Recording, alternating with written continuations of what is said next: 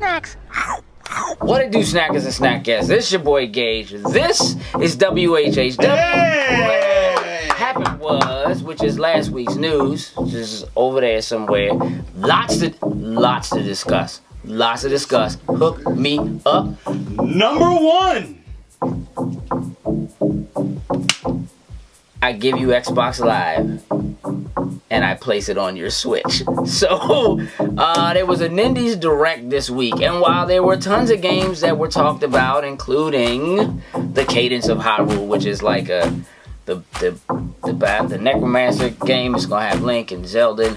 Yep, that's cool. But what was really a big deal was Cuphead coming to the Switch. That makes this the first Xbox exclusive game, okay, to come over to the... Now, here's what's interesting about Cuphead, if you will, gentlemen. Studio MDHR, which is the studio that developed Cuphead, is not owned by Microsoft. So even though Cuphead is an exclusive title to the Xbox, at least it was, the fact that it's coming to Switch isn't necessarily that crazy, right? Because it's not the first time that a game was exclusive for a certain period of time and then it ended up on another platform. What's crazy is that Microsoft is partnering directly with Studio MDHR to bring the Xbox Live portion of Cuphead to the Switch. So when Cuphead releases very soon, we're in just under a month, so April 18th is the release date for the Switch. It will not release with the Xbox Live integration. That's coming later in another patch. When that patch hits, though, all the normal Xbox Live stuff you're supposed to have, including achievements, will be there.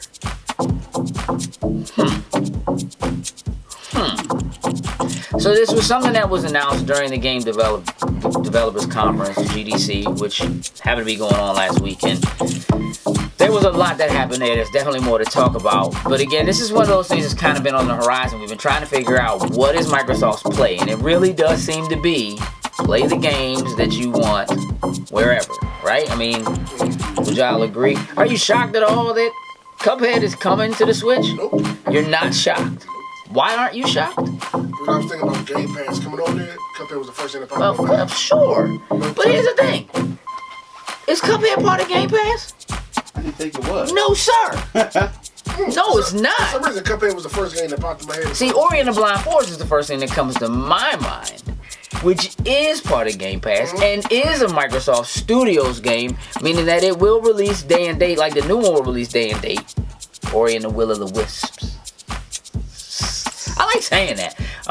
Will release day and date for Game Pass, which means if Game Pass does in fact make it to the Switch, then Ori and the Will of the Wisps will also, I would imagine, make it there. It's just interesting. It's a very interesting thing. Y'all let me know in the comments what you think. Hook me up.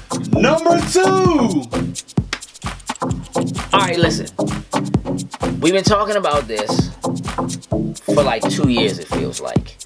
But here's the deal. The Disney-Fox merger is finally complete. It is done. They're wearing the belt, y'all. It's over now. Like, Disney is officially a threat. Like, it's not like they weren't a threat, but now they're a threat. And so, while for many people, the finalization of this merger is a big deal because, oh, MCU, X-Men, Fantastic Four, we don't care about that. Galactus, right? Wolverine, right? Like,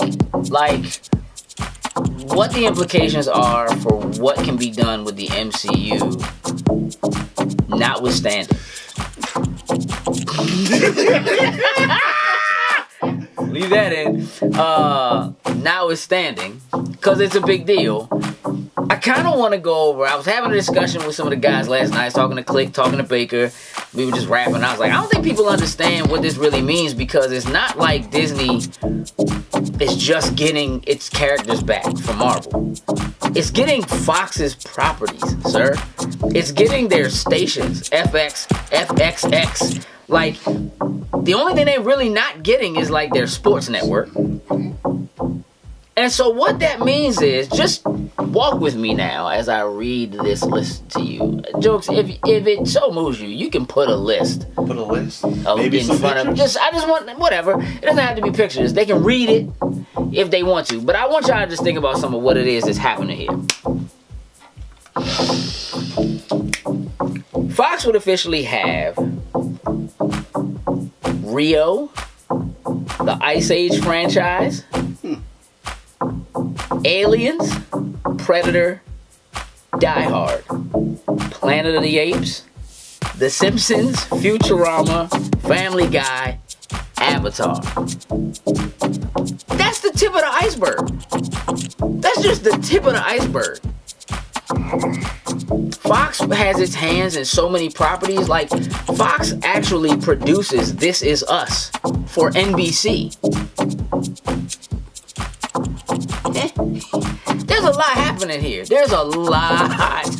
happening here. Fox has its hands. Like, Disney owns the X-Files?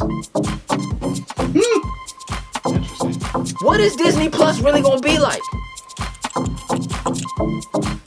Huh? I'm just saying, like, there's a lot more than whether or not Mr. Fantastic shows up in the MCU going on here right now. Because technically, if they want to, Homer Simpson could show up in the MCU. That's dumb, but it could happen. Yeah. I'm just saying. Like, the next alien invasion could be aliens. Could be xenomorphs. Could be predators. I'm just saying. What I really think is interesting about it is what it means for what could happen with comic books, because opening up the idea of having like a Die Hard franchise that's comic books. You know what I'm saying? Or something like, I mean, Samuel L. Jackson is already Nick Fury, so why doesn't he just go ahead and just make Die Hard 3 and put him in a cab? You know what I'm saying? Like, the Avatar in comic books. I'm just throwing it out there. A lot of possibilities. Y'all throw in the comments. I was literally just about to say a lot of possibilities. So many. Just, y'all tell me what y'all think. What would you like to see? What do you think they're going to do? And how do you feel about it as a whole? Because some people are like, man, they're a monopoly. I think they were already a monopoly, technically. Like, it already kind of had a lot of Lucasfilm. But, like, I mean, there's a lot going on already. Hook me up. Number 3. Hello, Google. Don't answer me. Hello, Google. Stadia, I welcome thee. So at GDC this past week, Google had a conference, and at that conference they brought out Phil Harrison. Now, if you don't know who Phil Harrison is, he was at one point one of the head people at PlayStation, and at one point one of the head people at Microsoft. That means that he, at some point or another during an E3 in the past, was on stage for both of those major competitors, doing what he's doing now.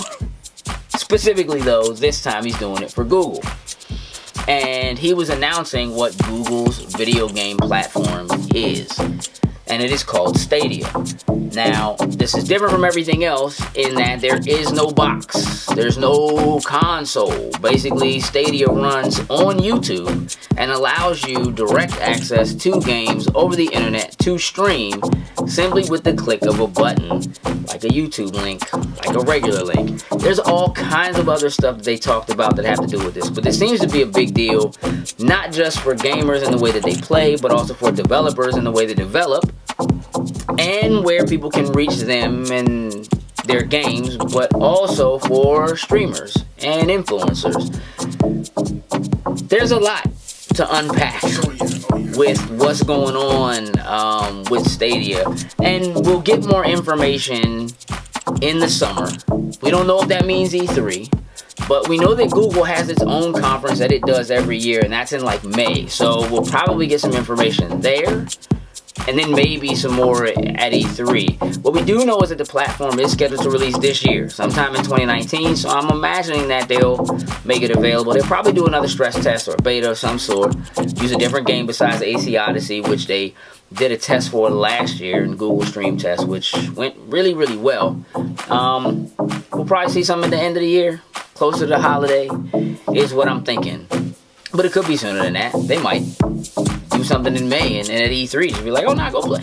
Like, who knows, right? I know that there are hundreds of developers with dev kits in their hands now. People already working on content for them. And they also announced Stadia Games and Entertainment, so their own first-party development studio, headed up by none other than Jade Raymond, who helped launch the Assassin's Creed franchise, was at EA helping do Star Wars stuff for them before leaving there, and now being at Google. So they have some powerhouse talent working for them to make this thing happen. A lot of questions in the air about connection speeds and all that kind of stuff.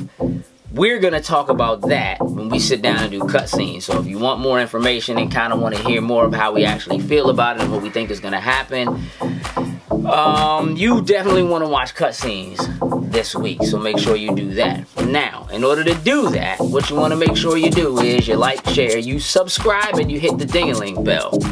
Open another window, and then you shoot over to Loading Snacks at Patreon. So patreon.com/Loading Snacks, and that's a place where you can support us and get content nobody else gets to see, and help us build the content that we are creating for everyone to see. With that, I'm gonna go over here and look at some more of last week's news, toodles, and lose.